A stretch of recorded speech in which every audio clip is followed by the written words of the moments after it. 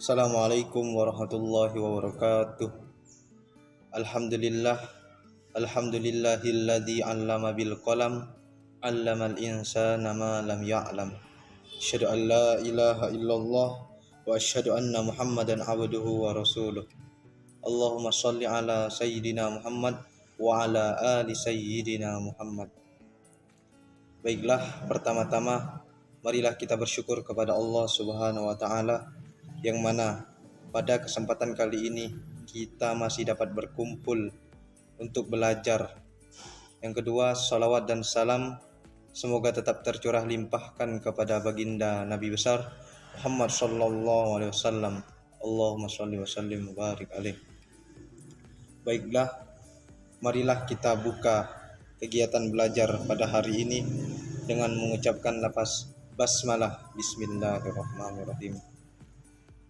Yang saya hormati Ibu Nesa Pangesti selaku dosen MK Bahasa Indonesia serta teman-teman yang semoga selalu dalam lindungan Allah Subhanahu wa taala.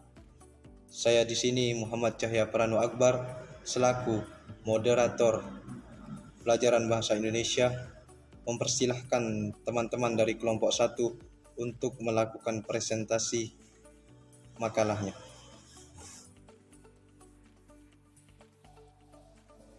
Assalamualaikum warahmatullahi wabarakatuh.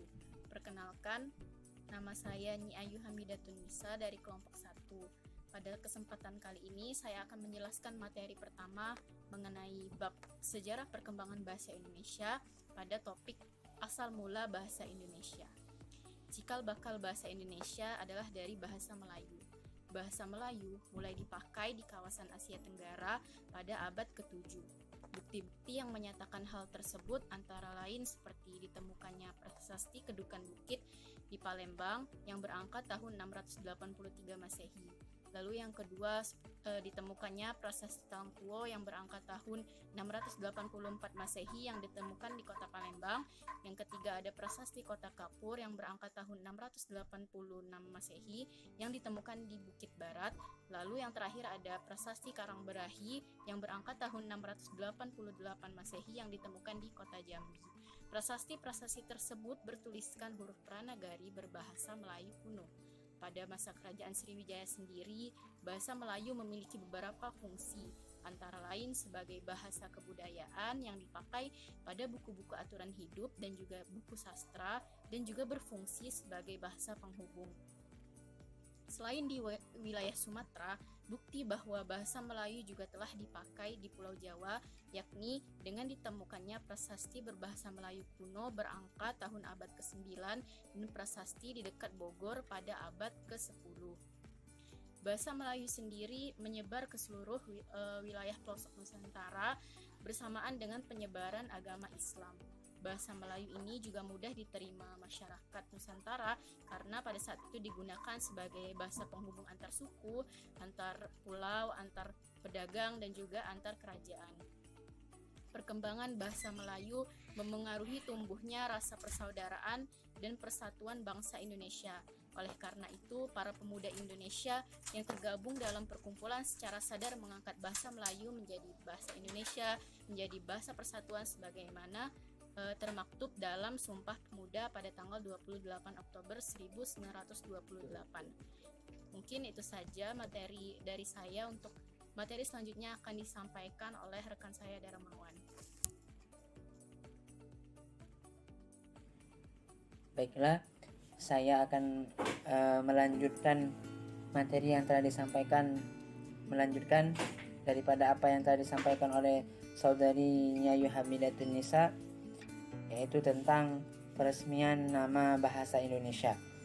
Bahasa Indonesia perlahan berkembang dengan pesat sehingga bahasa Indonesia menjadi bahasa yang modern, yang kaya akan kosakata dan baik dalam struktur. Bangsa Indonesia tetap menggunakan bahasa Melayu di dalam kesehariannya sehingga diikrarkannya Sumpah Pemuda pada tanggal 28 Oktober 1928 yang berisikan di dalamnya 3 pengakuan. Yang pertama, pengakuan bahwa seluruh wilayah di Indonesia merupakan tanah air bagi seluruh masyarakat Indonesia. Yang kedua, manusia yang menetapi bumi Indonesia merupakan satu kesatuan, yaitu bangsa Indonesia. Dan yang ketiga, memiliki bahasa yang menyatukan segenap bangsa Indonesia, yaitu bahasa Indonesia. Maka dengan diikrarkannya Sumpah Pemuda itu, maka resmilah bahasa Melayu yang dipakai bangsa Indonesia menjadi berubah. Resmilah bahasa Melayu yang dipakai oleh bangsa Indonesia berganti nama dengan bahasa Indonesia. Sekian untuk materi selanjutnya akan disampaikan oleh saudara Deliaul Haq. Wadahnya kami persilakan. Baiklah, terima kasih kepada saudara Dermawan. Selanjutnya saya akan memaparkan mengapa bahasa Melayu bisa diangkat menjadi bahasa Indonesia. Setidaknya ada 4 faktor yang memengaruhi mengapa bahasa Melayu bisa diangkat menjadi bahasa Indonesia, yaitu yang pertama, bahasa Melayu sudah menjadi lingua franca atau bahasa keseharian di dalam berdagang dan menghubungkan masyarakat Indonesia. Selanjutnya, sistem bahasa Melayu sederhana dan mudah untuk difahami. Suku-suku di Indonesia juga dengan senang hati menerima bahasa Melayu menjadi bahasa Indonesia sebagai bahasa nasional. Selanjutnya, bahasa Melayu memiliki kesanggupan untuk dipakai sebagai bahasa kebudayaan di dalam artian yang luas. Demikian pemaparan dari saya. Baiklah, selanjutnya akan dilanjutkan oleh saudari kami, Siti Nurfadia Firdina, yang akan menjelaskan tentang peristiwa penting terkait asal-usul bahasa Indonesia. Kepadanya kami persilahkan. Baiklah, perkenalkan, nama saya Siti Nurfadia Firdina. Di sini saya akan menjelaskan materi beberapa peristiwa penting yang berkaitan dengan perkembangan bahasa Indonesia. Tahun-tahun penting yang mengandung arti sangat menentukan dalam sejarah perkembangan bahasa Melayu atau Indonesia dapat diperinci sebagai berikut. 1. Pada tahun 1901 disusun ejaan resmi bahasa Melayu oleh C.H. Afan Opuhujisen dan dimuat dalam Kitab Logat Melayu. 2. Pada tahun 1908 pemerintah mendirikan sebuah badan penerbit buku-buku bacaan yang diberi nama Comice for the Volksschule atau Taman Bacaan Rakyat. Yang ketiga, tanggal 28 Oktober, para pemuda pilihan telah memancarkan tongkat yang kukuh untuk perjalanan bahasa Indonesia. Yang keempat, pada tahun 1933, secara resmi berdiri sebuah angkatan sastrawan muda yang menanamkan dirinya pujangga baru yang dipimpin oleh Sultan Takdir Alis Jahbana dan kawan-kawan. Yang kelima, pada tanggal 25 sampai 28 Juni 1938 dilangsungkan Kongres Bahasa Indonesia I di Solo.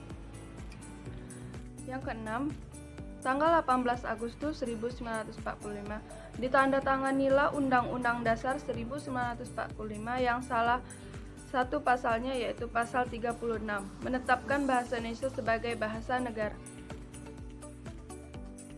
Yang ketujuh, pada tanggal 19 Maret 1947 diresmikan penggunaan ejaan Republik atau ejaan Sewandi sebagai pengganti ejaan Van Opuhujisen yang berlaku sebelumnya.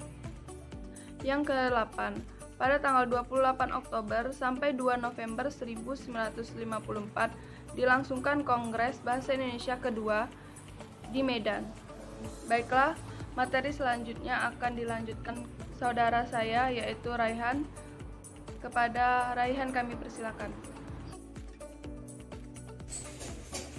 Bismillahirrahmanirrahim. Kali ini saya akan melanjutkan presentasi dari saudari Dia, yaitu tentang beberapa peristiwa penting yang beberapa peristiwa penting yang berkaitan dengan perkembangan bahasa Indonesia, yaitu yang ke-9 pada tanggal 16 Agustus 1972 Presiden Republik Indonesia meresmikan penggunaan ejaan bahasa Indonesia yang disempurnakan. Yang ke-10 yaitu tanggal 31 Agustus 1972 Menteri Pendidikan dan Kebudayaan menetapkan Pedoman Umum Ejaan Bahasa Indonesia. Yang ke-11 yaitu Kongres Bahasa Indonesia keempat diselenggarakan di Jakarta pada tanggal 28 Oktober sampai 2 November 1978. Yang ke-12 Kongres Bahasa Indonesia yang keempat diselenggarakan di Jakarta pada tanggal 21 sampai 26 November 1983 yang mengukuhkan keberadaan bahasa Indonesia di bumi Indonesia. Yang ke-13 pada tanggal 28 Oktober sampai 3 November di 1998 diselenggarakan Kongres Bahasa Indonesia yang ke-5 di Jakarta. Yang ke-14 Kongres Bahasa Indonesia yang ke-6 diselenggarakan di Jakarta pada tanggal 28 Oktober sampai 2 November 1993. Kongres ini dihadiri oleh pakar bahasa Indonesia dari Indonesia sendiri dan utusan-utusan dari negara-negara sahabat. Yang ke-15 pada tanggal 26 sampai 30 Oktober 1998 diselenggarakan Kongres Bahasa Indonesia ke-7 di Jakarta. Kongres ini mengusulkan dibentuknya Badan Pertimbangan Bahasa. Dan yang ke-16 terakhir yaitu kemudian pada tanggal 14 sampai 17 November 2003 diselenggarakan Kongres Bahasa Indonesia yang ke-8 di Jakarta. Mungkin cukup sekian yang saya jelaskan. Ya, kali ini yang selanjutnya akan dijelaskan oleh Saudara Febrianto, kepadanya kami persilakan. Kedudukan bahasa Indonesia. Kedudukan bahasa Indonesia mempunyai kedudukan sangat penting karena bahasa Indonesia bahasa nasional. Kedudukannya itu di atas bahasa-bahasa daerah. Kedudukan bahasa Indonesia ini telah tercantum pada bab 16 pasal 36 bahwasannya bahasa negara adalah bahasa Indonesia. Dengan kata lain, bahwasannya kedudukan bahasa Indonesia ini terbagi menjadi dua, yaitu bahasa Indonesia berkedudukan sebagai bahasa nasional yang telah disesuaikan pada saat Sumpah Pemuda, dan yang terakhir itu kedudukan bahasa Indonesia sebagai bahasa negara, di mana telah disesuaikan pada saat Undang-Undang Dasar 1945. Selanjutnya akan disampaikan oleh Muhammad Andrian mengenai tentang fungsi bahasa. Saya persilakan.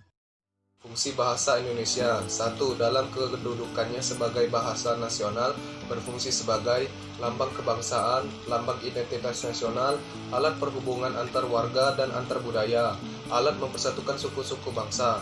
2. Dalam kedudukannya sebagai bahasa negara, berfungsi sebagai bahasa resmi kenegaraan, bahasa pengantar dalam dunia pendidikan, alat perhubungan dalam tingkat nasional, alat pengembangan kebudayaan, dan ilmu pengetahuan dan teknologi.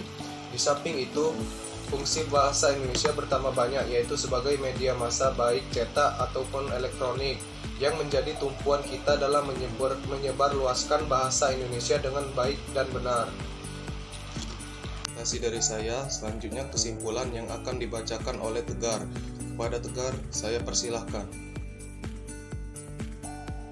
Oke, baiklah, terima kasih kepada saudara saya Adrian telah memaparkan materi tentang fungsi bahasa. Selanjutnya saya akan membacakan kesimpulan dari makalah ini. Pertama, bahasa Indonesia adalah bahasa resmi Negara Kesatuan Republik Indonesia dan bahasa Persatuan Bangsa Indonesia. Selanjutnya, dari sudut pandang linguistik, bahasa Indonesia adalah sebuah variasi dari bahasa Melayu atau Riau. Selanjutnya, pada zaman penjajahan Belanda pada awal abad ke-20, pemerintah kolonial Belanda ingin menggunakan bahasa Melayu untuk mempermudah komunikasi. Selanjutnya, bahasa Indonesia secara resmi diakui sebagai bahasa persatuan bangsa-bangsa pada saat Sumpah Pemuda. Yang terakhir, pada tanggal 18 Agustus 1945, sehari setelah kemerdekaan, ditandatanganilah Undang-Undang Dasar 1945. Pada bab ke-15 pasal 36 ditetapkan secara sah bahwa bahasa Indonesia ialah bahasa negara. Oke, sekian dari saya. Kita telah mendengarkan presentasi dari teman-teman kita dari kelompok 2 dengan sangat luar biasa. Saya moderator mengucapkan mohon maaf bila ada kata-kata yang salah. Kepada Allah saya memohon ampun. Wassalamualaikum warahmatullahi wabarakatuh.